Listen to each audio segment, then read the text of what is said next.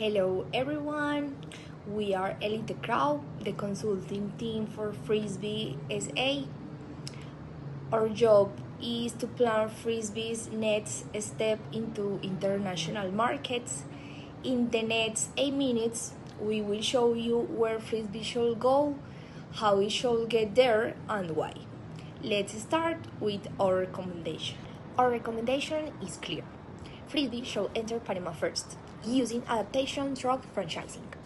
Panama beat the United States in our CAGE analysis with a score of 2.50 versus 1.8.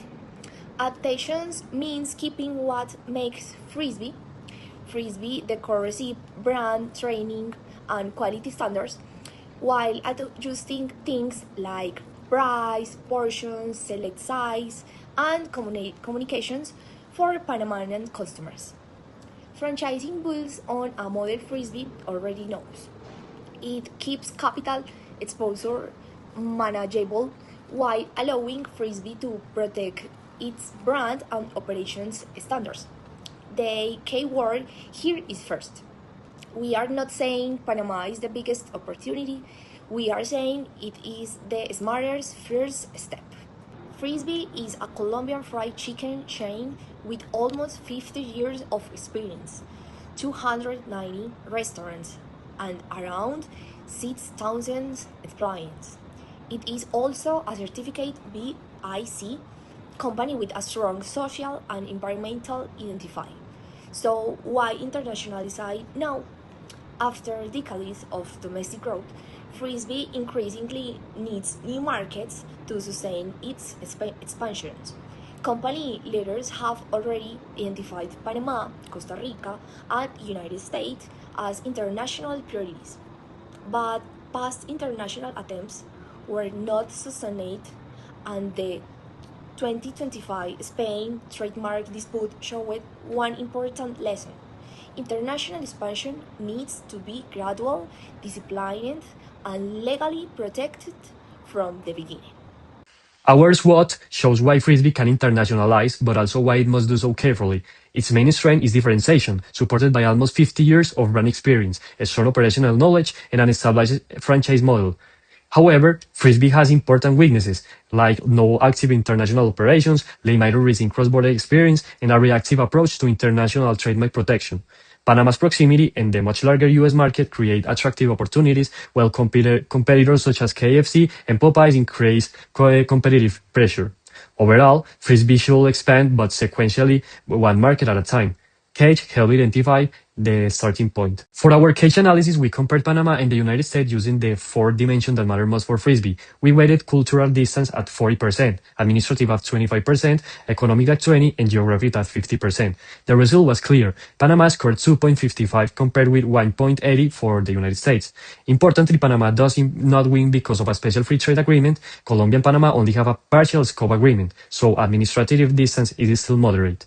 Panama wins mainly because of a cultural and geographic proximity, a shared language, familiarity with the product category, and physical proximity to Colombia. For a first international move, that lower cost means a more manageable entry and easier knowledge transfer. The economic numbers reinforce that decision. In 2024, GDP per capita was approximately $7,900 in Colombia, $19,200 in Panama, and $84,500 in the United States.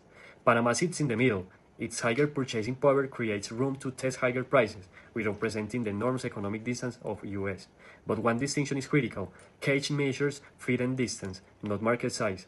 The United States is still the bigger long-term opportunity. We are not saying Panama is the biggest opportunity. We are saying Panama is the smartest first step, a market where Frisby can learn before taking on the United States of America. Okay, once Panama wins cage, Bessel tell us what Frisby needs to manage before entering.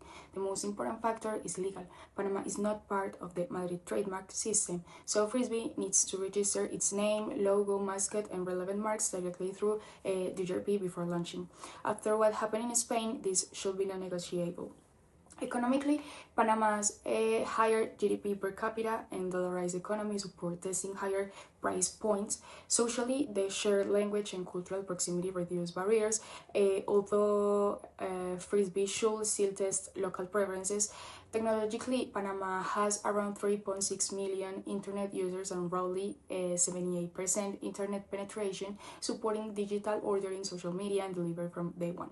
Political conditions are generally supportive, while environmentally, Frisbee can turn its BIC identity into concrete standards for waste, packaging, and energy efficiency. So Panama is not frictionless, but its challenges are manageable. Okay, now where does Frisbee fit on the integration responsiveness framework? For this entry, Frisbee fits best in international strategy position with moderate local responsiveness. Pressure for global integration is currently low because Frisbee does not yet operate an international network.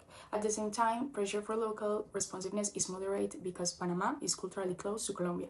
In practice, headquarters keeps control over the receipt, brand identity, training, food safety, and quality standards. The Panamanian franchise partner receives controlled autonomy over areas like pricing, portions, selected sites, and promotions. This organizational structure is exactly what makes our adaptation strategy possible. So, why adaptation instead of aggregation or arbitrage?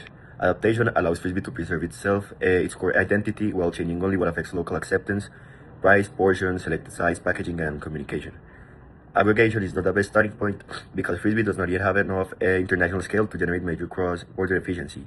And arbitrage does not fit because Frisbee is not entering Panama to exploit lower labor, tax, or production costs. The objective is market expansion and capability building. Franchising then gives us the right entry mode. Frisbee already understands this model domestically. It limits capital exposure, and the local partner can manage daily operations while headquarters protect the brand and operating standards. So everything points towards the same recommendation.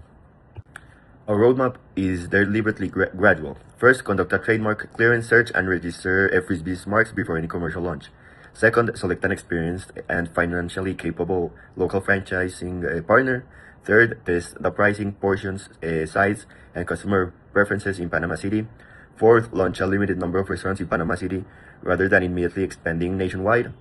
And from day one, track clear KPIs like sales average, ticket size, repeat visits, food and labor costs, so customer satisfaction, and franchise compliance. Once the Panama model is validated, Frisbee can begin training, quality systems, and selected sourcing across a regional cluster. Only after building those international capabilities should Frisbee seriously pursue the United States. So, our final recommendations. It's basically very simple. It's to approve a stage entry into Panama using adaptation through franchising. Panama gives Frisbee something more valuable than simply another market, a controlled environment to learn how to become an international company. It allows Frisbee to use whatever works in Colombia, adapt where it's necessary, and build the capabilities it will eventually need to compete in a much larger market like the United States. So Panama is not the final destination, it's basically just the right step.